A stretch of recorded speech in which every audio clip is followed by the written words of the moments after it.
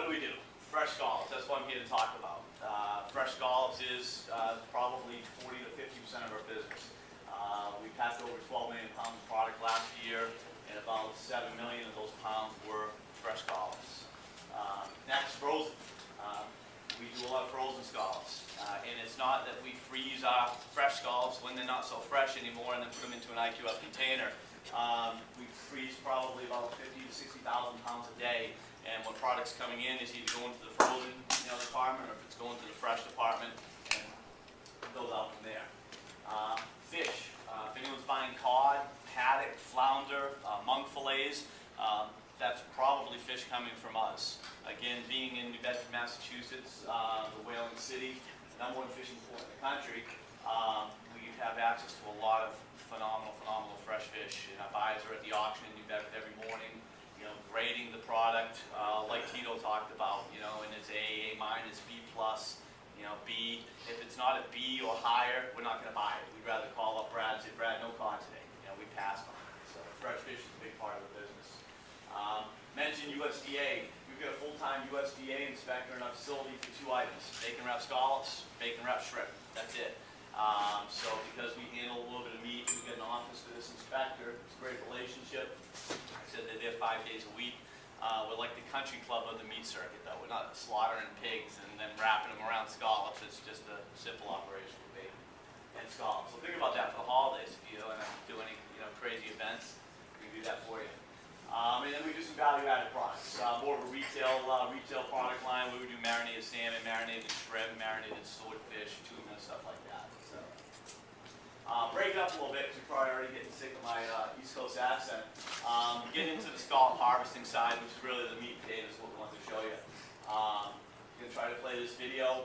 We don't have sound, so I'm going to sing along, which might make this even more interesting for you. But anyways, if we had sound, it would be really cool. What part were you at with? Take a little one.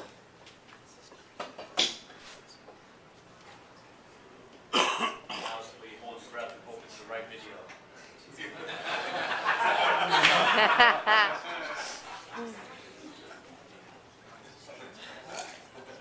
It's the right video, folks. Woo! Scallop dredge here, and this is this fishery. Basically, it's a bottom fishery, right? Scallops, they live in the sand. They do swim around a little bit, jet propulsion. People talk about diver scallops all the time. Oh, I've got diver scallops. There's a very, very small amount of diver scallops that are caught off the coast of Maine. 95% of them get sold to restaurants for cash on the coast of Maine. But what someone told me one day was, well, scallops, they all dive, right? They dive through the water, they go up and down. I don't know. Doesn't make sense to me, but that's how they move. So, anyways, this is a scallop dredge after probably about a 15 to 20 minute tow. And what they'll do, they haul it up on the deck, and then they'll dump all the shell stock out from here.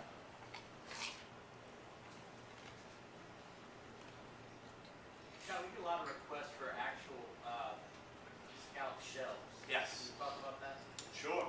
All these shells, the product is shucked at sea and then discarded right away. It goes right back down to the bottom of the ocean floor. Every once in a while, we'll be able to get a tote of shells in, but for the most part, we have shells that we can sell. They're washed, they're sanitized, they come 200 to 250 of them to a box. They make great presentations. They're about 3 inches in diameter, but we can get those in any time. If you back that, well, I don't know if you can back Ever that. sell them on? No. The one part of that video with the dredge that I liked when we had sound was the captain said, "Holy shit!"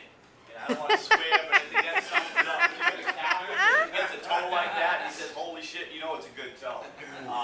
So here's the shucking process. Now this is just a crew on a boat that happened to do this video. Found it on YouTube.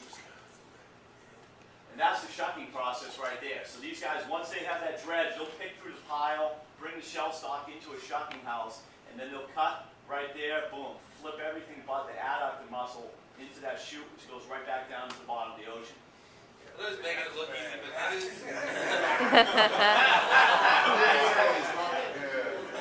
Is it easier than an oyster? It is a little easier than an oyster, but again, this is a science too. Like you have shucking contests, oyster shucking contests. We have the Whaling City Working Waterfront Festival, and these these guys take a lot of pride into being fast, but also being, good.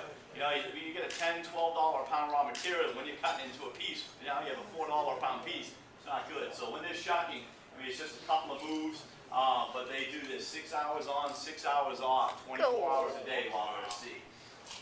Do they size something right there too as they're shucking them? They will size, but they don't really grade the way we can. Again, you're talking about guys on vessels that are 90 feet to 100 feet, and they're rocking and rolling in waves all day long, so they're not going to be able to grade like we do in the sea. How many schools of fish are chasing these boats for that bycatch?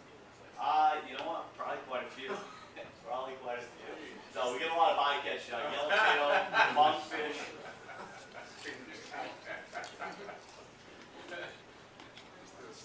And this, I like this. This is a wintertime trip. This isn't July. This is in August. And again, I joked about before, not being able to go back. Someone says, "Hey, I need a 7-count scallop." Okay, no problem. We're gonna go back there. We're gonna find the 7s. And we're gonna pull them out.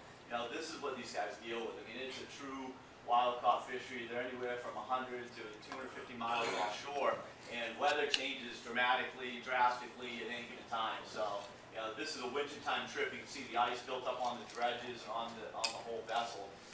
So when we have issues and we lose a boat at sea, it's usually during the winter time. It's usually when they're full of shell stock, so they're weighed down, and the boat itself is full of ice. So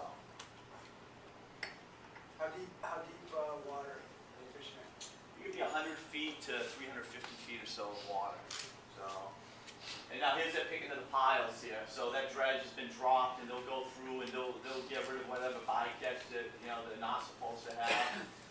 Those rocks, see those things? Try to pick those suckers up. It's in the channel you get some deeper water, very rocky bottom, versus the Georges Bank area where it's a sandier bottom. These are migratory, right? What's that? Scallops are migratory? They will move. They're not going to move as much as like a tuna will, but they can move around. I'm not sure exactly how far, but they're not going to go from Canada to Virginia over the course of a weekend. We saw this here. 7 guys, 2.5 days, 18,000 pounds. So when people ask, well, how do you know if it's sustainable? That looks pretty sustainable to me. I don't know about you. So. You would have heard them playing "We Are the Champions" by Queen, by the way, while they were rolling that piece of the tape, if we had it. So, ironically enough, these captain and boat owners, the Islandsons, when my brother was fishing back before the Perfect Storm, which was his last trip, he fished for Danny and Tim Islandson. That was one of the 2 of the boats, the Liberty and the Diligence, he fished on. And it just happened to be, like I said, I found this on YouTube, and they're the owners. Those are their kids. The guy with the blue tongue, that's one of their sons. So, but anyways, just to give you a little bit of an idea on how the product is caught and the work that goes into harvesting scallops. So we can flash back to the PowerPoint side of things. Maybe you're going to talk about, can you talk about dry pack versus wet pack? Yeah, absolutely. We'll definitely do that one in the bar. But yeah, no, at the end we'll go through the end of the process. You can tell we've been rehearsing this for days.